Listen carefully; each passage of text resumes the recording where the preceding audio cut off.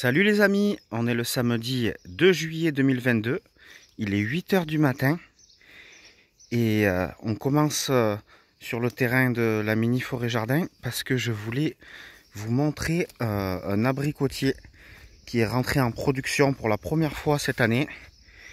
Donc c'est celui-ci que vous voyez devant vous et vraiment je suis hyper satisfait parce que je l'ai planté donc pas à l'automne dernier, pas à l'automne 2021, à l'automne 2020. Donc c'était un abricotier greffé de 2 ans quand je l'ai planté. Et là, il donne déjà une belle production. Je dirais après éclaircissage, une bonne quinzaine d'abricots.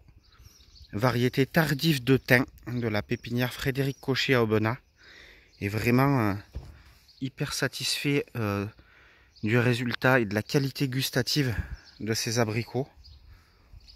Voilà, il en reste encore plusieurs à manger. Alors ce que je fais souvent, c'est que je viens voir tous les matins et je ramasse ceux qui sont tombés par terre d'eux-mêmes. Et ils sont à parfaite maturité. Voilà les amis, pour ce petit tour au niveau de la mini forêt jardin. Et puis je vous montre aussi les pieds donc de vigne variété muscat bleu que j'ai planté en même temps que l'abricotier, qui vont commencer à donner leur première grappe de raisin également. Hop, et nous voici téléportés dans le terrain principal où se situe le potager. Là je vous montre vite fait, j'ai désherbé les ciboulettes parce qu'on a attaqué les salades de tomates depuis une bonne grosse semaine. Et du coup j'assaisonne ça avec de la ciboulette fraîche.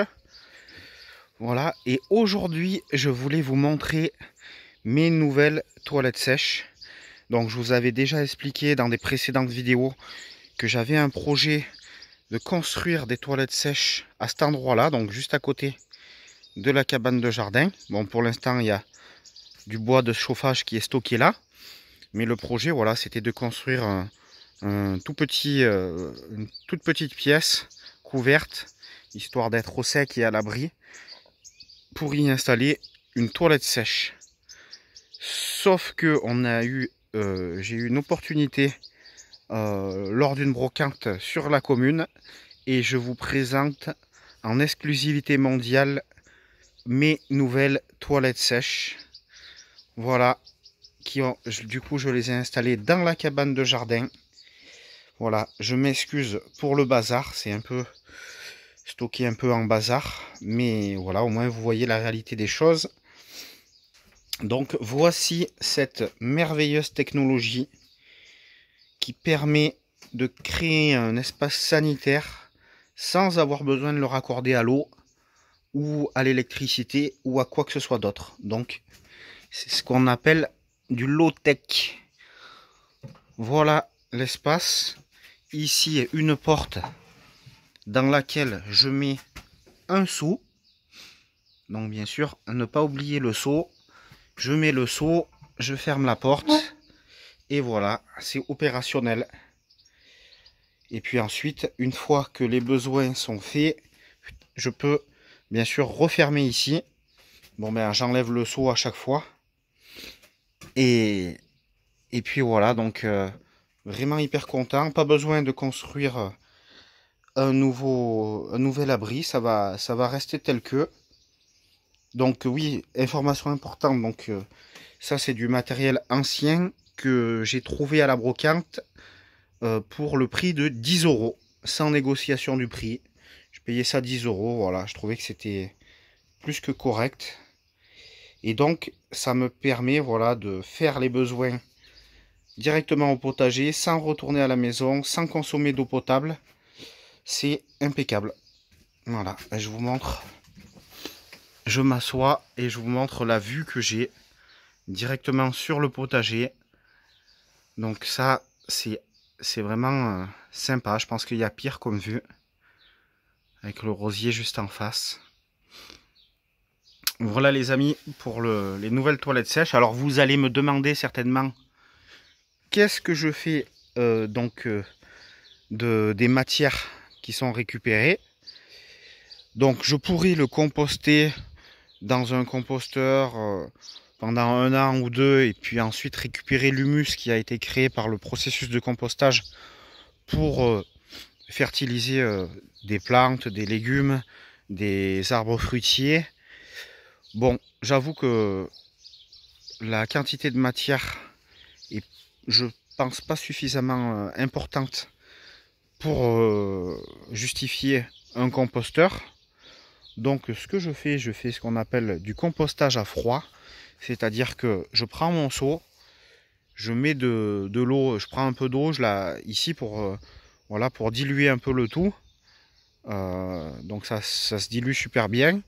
Et ensuite, je viens comme ça au pied du jeune mirabellier qui est abondamment paillé avec du fumier de cheval.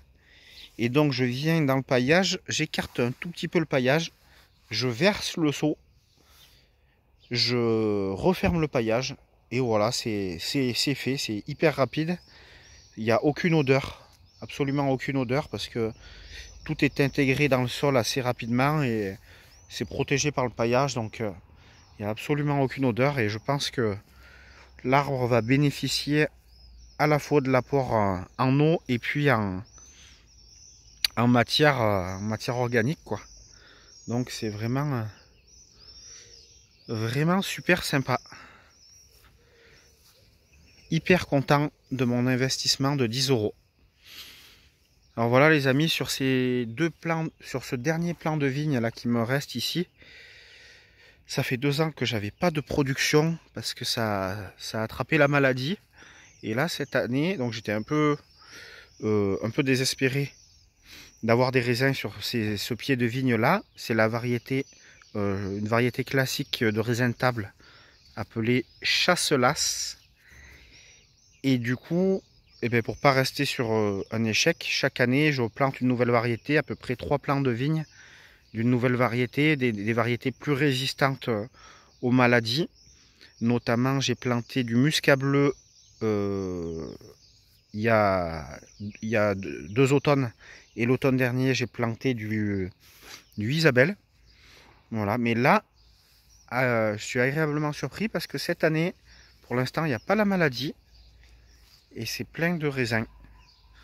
Voilà, donc ça c'est une bonne nouvelle. Et c'est vrai que quand on diversifie comme ça toutes les productions en fruits et légumes, il y a des échecs régulièrement, mais quand on est diversifié, ben, il y a toujours plus de réussite que d'échecs. Voilà, ça c'est le figuier. Donc voilà les amis, j'avais beaucoup de choses à vous montrer aujourd'hui. On n'aura peut-être pas le temps de faire le tour de tout le potager. L'information importante c'est que ça y est, la saison des tomates a commencé. Donc qui dit saison des tomates dit saison des salades de tomates. Et là vraiment on se régale. Ça faisait longtemps qu'on les attendait, d'autant plus que moi je me refuse à acheter des tomates du commerce. Donc je mange des tomates uniquement quand mon potager m'en offre.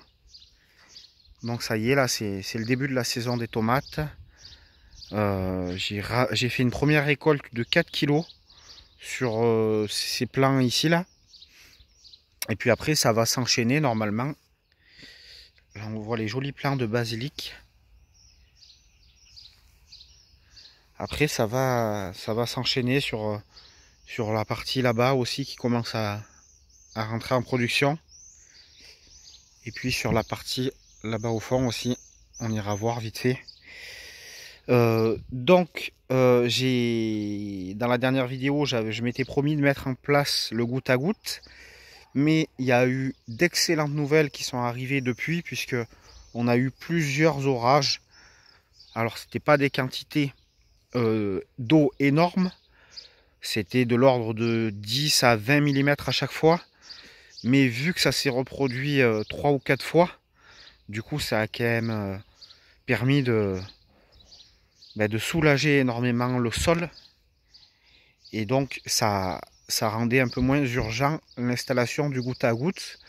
Donc ces 2 dernières semaines, j'ai beaucoup moins arrosé. J'ai beaucoup moins arrosé. Donc voilà, c'est vraiment hyper intéressant. Je mettrai le goutte à goutte là demain matin, je pense. C'est prévu demain matin. Alors que là, les oiseaux viennent nous tenir compagnie. Je sais pas si vous les voyez. Par là, là.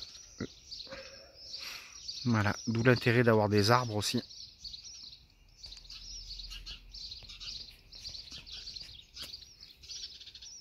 Hop, on va aller voir les autres plants de tomates là-bas.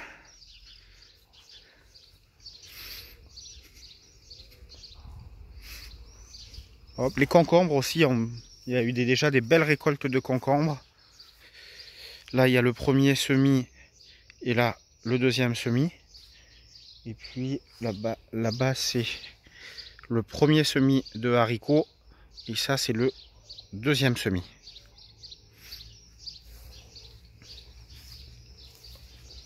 Hop. Voilà, je me suis quand même un peu calmé. Je pense que cette année, je pense pas battre des records de récolte.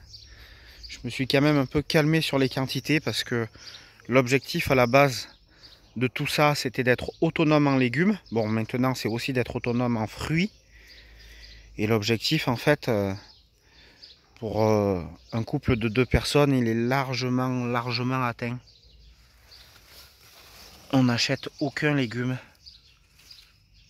Et du coup, on a même beaucoup de surproduction. Donc c'est vrai que voilà, j'en fais profiter aussi, mais là cette année, j'ai décidé de mettre un peu moins de tout, notamment tout ce qui est cucurbitacées. Même les tomates, j'en ai fait un petit peu moins. Courgettes, j'en ai fait un petit peu moins. Et voilà, ça permet d'avoir peut-être un petit peu moins de travail. Parce que c'est vrai que c'est du travail tout ça. Et puis voilà, ça permet d'avoir, je vais pas dire juste assez pour ce qu'il nous faut, parce qu'on en aura encore de trop. Mais bon, déjà, voilà, les tomates cerises. Je sais pas si vous les aviez vues au premier passage. Il va falloir que je les ramasse. Et donc, les prochaines étapes. Donc, j'ai complètement raté le semis de choux. Parce que, en fait, je les ai mis peut-être un peu trop à l'ombre. En plus, je me suis fait défoncer par les escargots et les chats.